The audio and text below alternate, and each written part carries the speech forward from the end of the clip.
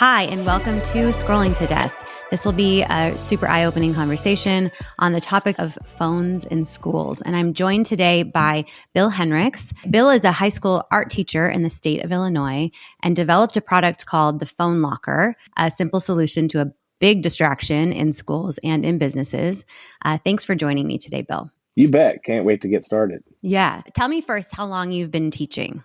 This is my 29th year teaching. Ooh. I did 25 years in Missouri, and this is my 4th year now in Illinois. Incredible. So you've seen quite an evolution of phones within the classroom. As a parent, I can only imagine what it's like to be in your position competing with dozens of teenagers who have phones. But tell me what this evolution has been like for you within the classroom. It's kind of crazy because when I started teaching, there was no cell phones, or they were no smartphones, I should say. There were cell phones, but just not the smartphones that are the problem with social media today. Yeah. In the classroom. But I wasn't getting through as many lessons as I normally did, and I really wanted to figure out what the issue was. I'm repeating myself a lot. I was not getting through, 2 or 3 assignments that I normally get through. I noticed a lot of the distractions with the cell phones, and trying to put my finger on it. I saw this thing on Facebook where somebody counted the notifications that the kids had during class period. So I decided to do that on my own. So I had a class come in. It was an hour, 25-minute class. I had 17 students, and I said, hey, today we're going to turn on our cell phones. And I made this big chart, and I put all the different things up there. Facebook, which was really not any of the kids didn't really hit Facebook that much, but Right. TikTok, Snapchat, all of them, YouTube, other text messaging, all the things. And I said, every time that your notification goes off, I want you to put a mark on the board. It was nonstop. Wow. By the time we got to the end, we had in an hour and 25 minutes, 17 kids, over 1,100 notifications. It's not surprising. I think the research is each teenager is getting over 2,000 notifications a day. That makes sense because this is one class. Yeah. Yeah. How are they supposed to concentrate on anything?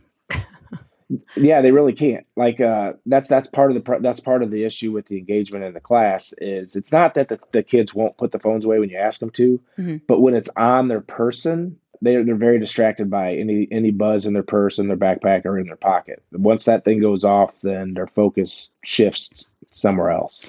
And what I've learned by speaking with brain experts recently is that dopamine hit that you're getting from something addictive like a phone, it actually hits right before you do the thing. So when you get that notification and you think in your mind, ooh, I wonder what that is, that's that dopamine spike in their brain, that feel-good chemical that's hitting them. And right. That's the anticipation. They cannot not look, and removing that distraction is really important. In educational situation and in many situations, did your school implement any policies around phones at any point? They try to say no cell phones. They try to say keep them in your backpack. All the teachers were doing their own different thing. So there was no consistency. So the students were going from one class where, the teachers really didn't care that much. They go to another class where the teachers were taking their phones, going to another class where they just like put them on your desk. Every class was something different. But if their phone was within arm's reach of them, it didn't really matter because they were going to be distracted during that class period anyway. A lot of the things that we tried really didn't work, and then a lot of schools are trying to do this. Well, we're going to ban cell phones. That's impossible. You're not going to ban cell phones. It's a big tug of war with parents. Okay. Cell phones are not going to go away. So yeah, it's a pretty difficult situation. So you think the phone ban's not a possible solution, not a good solution? Any school who says we're banning the cell phones and then it's working, in my opinion, they're lying to themselves. I've been in hundreds of schools, walked down hallways, even with administrators that says, hey, we don't have an issue with cell phones. I actually, just a couple months ago, asked the administrator when I was there, he wanted to take a walk down the hallway. Mm-hmm. He was kind of surprised because I guess he was looking for, what we were looking for. Walk down, there wasn't a single class where there wasn't at least 5 students in every class, not just on a cell phone, but above their desk on their cell phones. Wow. Because it could be for the teacher. What's the teacher's reason for not calling them out in class if they have their cell phone out? I think the biggest part there is it's so much, and when it's overwhelming how many students have their cell phones out, eventually the consequences aren't there. And, when things aren't happening to the students that have their cell phones out, teachers they just stop giving discipline to students with cell phones. They don't want to fight the battle. They don't want the confrontation with the student either. Right. Okay. I mean, there's stats out that nearly 80% of schools in the U.S. have cell phone bans in the schools. So you think, potentially that's something that they put in place, but it's not being enforced or successfully enforced. Correct. That kids are still going to bring their cell phones with them. If they're going to have a ban, the cell phones are still going to be on the students, and then eventually it kind of works its way right back to where we're just not going to deal with it anymore. Like I said, the parents don't want the ban; they want a compromise of some kind. Yeah, they want their kids to have cell phones. At the same time, they don't want their kids to have access to the cell phones during instructional time. But you hear a lot of teachers saying, "Well, the kids are talking to the parents all day on the cell phones. The parents are the ones calling them and texting them all day." I'm guilty of it. I had a high school daughter. I sent a text that I thought, she's a straight A student when she was in high school. Thought she would just answer me after school. I got an answer within like 30 seconds. And I'm like, okay, so there we are. I kind of attributed to the whole problem there, but that's it. I mean, even your best kids are still going to be distracted by their cell phones. Absolutely. So let's talk through some of these objections since we're on that, and then let's talk maybe some solutions too. I posted on Instagram about this phone ban. So I reported an article from the Wall Street Journal that the Orange County School District banned phones in their 200-something schools, and they are seeing, per their reporting in the last couple of months of implementing the phone ban, a decrease in bullying and an increase in student engagement. So simply reported that article. And this post has gotten 2.2 million views, almost 10,000 comments. So I took some time, went through the comments, most of them, a lot of them, and I would say most are really favorable to phone bans, teachers and parents alike. But there's a very loud minority of parents, and some teachers too, but parents that are saying, well, let's get this one out of the way. What about my type 1 diabetic kid using their phone as a sugar monitor? Like, we're assuming that there's medical exceptions here, correct? Absolutely. Okay. I just want to get that out of the way. A lot of people are commenting that. So I just want to make sure that we're clear on that. There's a ton of objections around emergency situations. So parents are saying things like, how are students supposed to get help during a school shooting? Or parents are saying, I'm not 100% okay with this. I want to know if my kid is immediately okay and his exact location. Lots of school shooting comments. So what just are your thoughts around that? I probably have a different angle on that. Yeah. A couple different things. One, as a parent, I'd want to get a hold of my child too in a situation like that. Yeah. Also at the same time, because of the training that we get with school shootings, students having their cell phones really isn't the best thing to happen during this situation. We've seen in school shooting situations where students are Snapchatting what's going on. They're wanting to get video because in their head, I got to go viral, right? So they focus on the wrong thing, and safety is not like their number one concern there. For the parents, it is. For a lot of the students, yeah, they're probably going to be freaking out here, or whatever. But if they feel safe in their classroom, now their thought is, let me see how much of this I can record. And then, at the same time, if you have a class of 25 students and everybody's on their cell phone, it's not quiet. You're supposed to be quiet, turn the lights off, barricade the doors, do everything you can to keep your classroom safe. And in a situation like that, it's kind of a two-way street, really. You have, one is an instance where you don't want your students on the phone, but at some point, you want the student to have a phone. Right.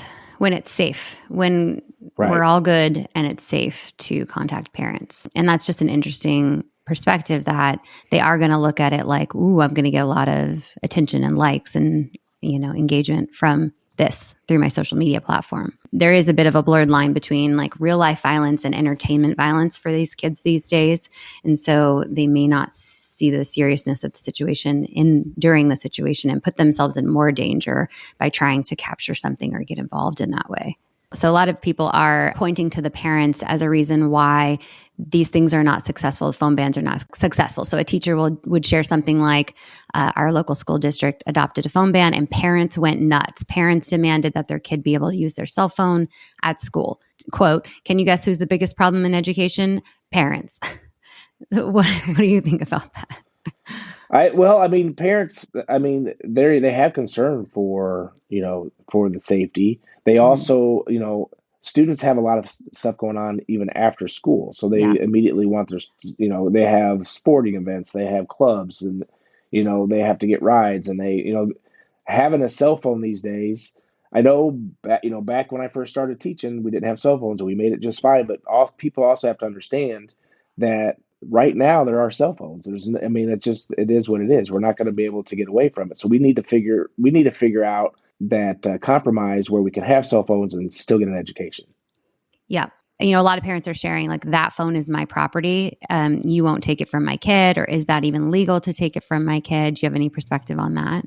That's a big thing too. Some teachers don't want to take the cell phones because you're talking about $1,200 to $1,500 cell phone, Hmm. where something could happen to it, and Hmm. now the teacher's reliable for it, and they would be.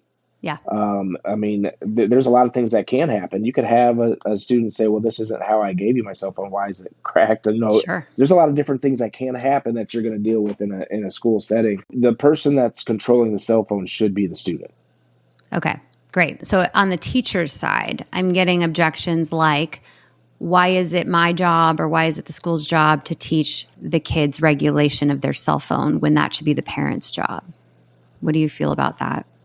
Well, I feel like as a teacher, that's part of our job. Okay, we're not just teaching the class that we're teaching. We're Hmm. also teaching the students soft skills they need to learn in life. They also need to learn that there are situations that they don't necessarily have to have their cell phones. Hmm. Also, they're not used to being away from their cell phones.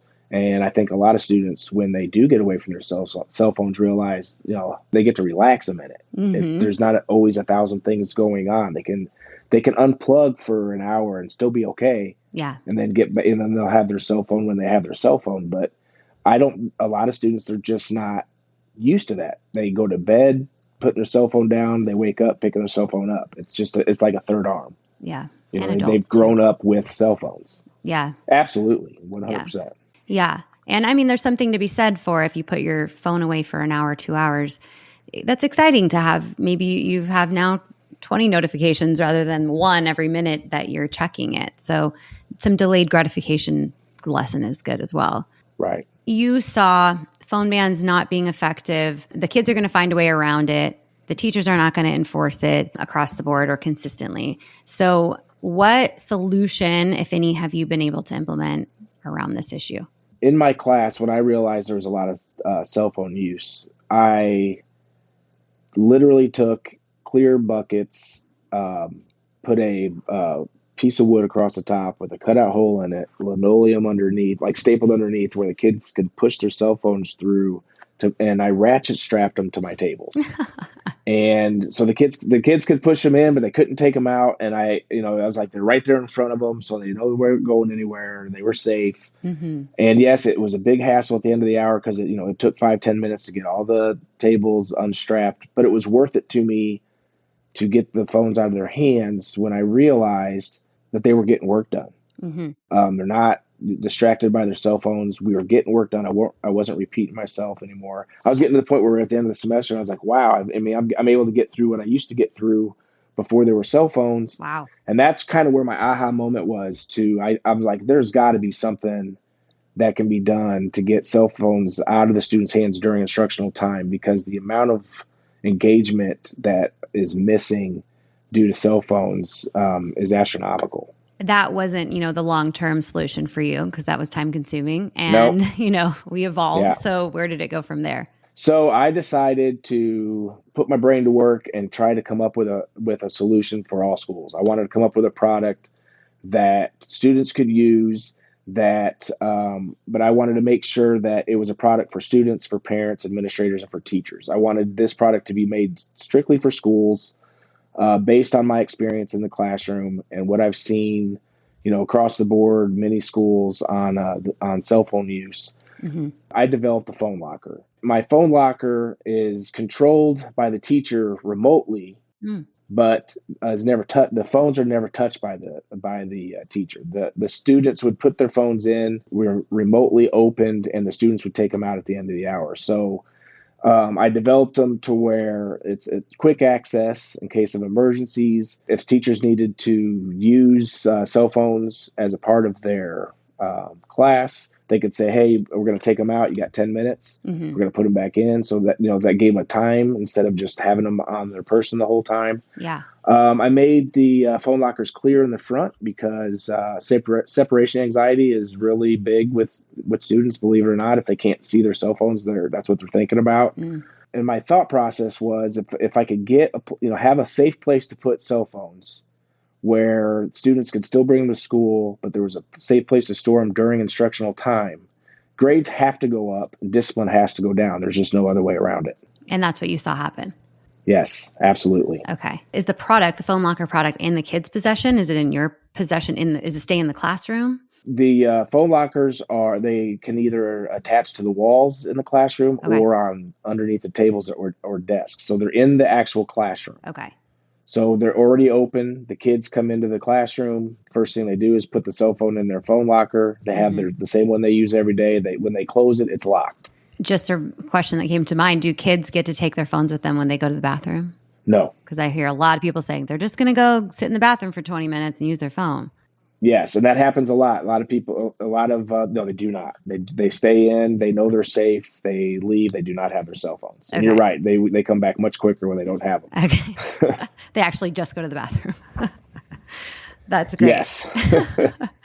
What has the students' reaction been to implementing this in the classroom? So, believe it or not, I talk to my kids all the time about it, especially at the end of the semester, and they don't hate it. Like, they are almost, and I'm not saying 100% of them, but I'm saying 90-some% of the students, when they get away from their cell phone, there's a little bit of, like I said, there's a lot less stress involved with their everyday life when they don't have to deal with all those notifications. They don't realize that until they're separated from their phones. They're the first ones to admit, yes, Mr. Henricks, you are correct. I was more engaged. I'm getting more work done. I'm not distracted by my cell phone. As much as some of them don't want to admit it, a lot of them do, and they don't hate it. Yeah. It's like their own little locker. As soon as they come into the class, they walk in the classroom, the first thing they do is walk straight over there, put them in and close it. Yeah. And kids need routine. Yeah. If they have that routine, it's not that big of a deal. There might be a little push in the beginning, but at less than a week, it's just right into routine. And they need help regulating. Their brain development is such that they can't make the best decision for themselves yet. They're still learning how to do that. So assisting them with, when you put the distraction away, you actually will get more done. And I wonder if even when they go home and they're doing their homework, if they put that together, that maybe if I put my phone way over there in the other room, I'll actually just get this done quicker and pay more and do a better job at it, pay more attention to what I'm trying to accomplish. Sure. We talk about that too. There's soft skills. You're learning like when they leave high school and go to college, if they want to get an education or any kind of school after high school or even a job. Yep. You have to learn that you don't need the cell phone every second of the day to survive. Yeah. You can get away from it for a second, and it's actually kind of relaxing not to, have your cell phone on your person all the time. Yeah. Look people in the eye and have conversation. Yes. That's incredible. I love this solution. How has it been going so far? Are schools open to something like this? Yes. So when I first developed it, it was bad timing because it was in 2019 when I was actually able to produce it. So obviously, sorry about that. COVID was the main thing. Their focus was on virtual learning. So now that we're back in school, this is almost the first year where we have had nothing to do with any kind of COVID days. So now the focus has been back on cell phones. It is a huge problem in every school. I'm sure it's the same at home. I'm sure it's the same at jobs. But what we see in schools, it's such a big problem that like I said, my product is just a big compromise. You can bring your cell phones to school, but during instructional time, they're going to get put away. Even if the teacher needs to use the cell phones for a short period of time, that's fine, but then they get put back away. They leave so the idea is you're going to have the cell phones during passing time. Mm-hmm. You're going to go back, you're going to go into your next class, and you're going to repeat the process. You're going to put it in the phone locker, close it, instructional time. So during passing time and lunch, the kids will have their cell phones after school, but when you need to learn, when you're sitting in class and you need to engage in class, that distraction's gone. And I think that parents would have a harder time objecting to that while the kids are still getting access to their phone between instructional times. And so the parents can still communicate with their kids. Obviously, this emergency shooting situation, the kids won't have it on their body. So that's something that, parents might come back with. But it does seem like this solution is a good compromise given your experience that these full phone bans, not seeing the phone from 8 to 3 is not successful. Right. And going back to the shooting situation too, with the way the phone lockers are spread out throughout the classroom, the kids the first thing they're going to want, if it's something that the school wants to do, have the kids get their phones during a situation like that. Yeah. We can lock the doors down, barricade those up, barricade whatever we need to do.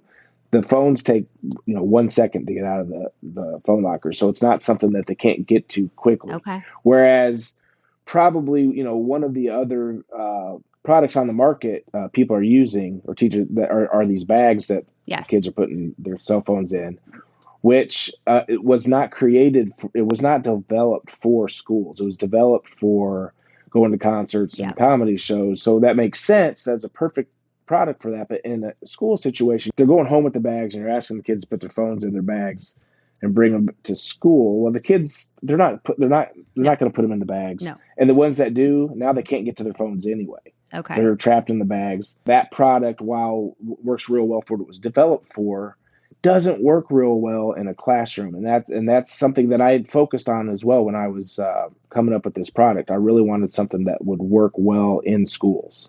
It's great that you improved upon that model, because that was my initial thought, is it must be one of those bags when I first saw your product.